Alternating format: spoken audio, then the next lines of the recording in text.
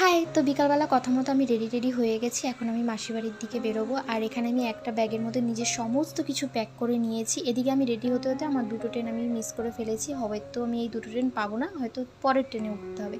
আর আজকে আমি একা যাচ্ছি না। সেই কারণে আমি গপুকে নিয়ে যাচ্ছি। এই ১ম বার আমি ওকে নিয়ে কোথাও যাওয়া আসা করছি।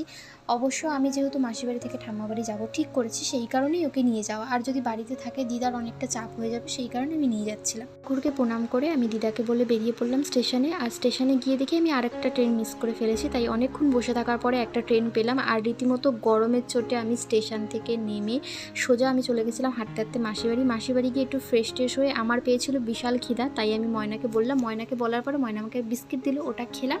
আর এদিকে এসে দেখি ময়না গপুকে বসিয়ে রেখেছে। এখানেই দেখলাম ময়নার মিলি মিলে একটা দোলনা বানিয়েছে, খুব সুন্দর। তারপরে মিলি যখন দোকান বন্ধ করে আসলো, রাত হয়ে গেছিলো বলে গপুকে শুইয়ে দিল।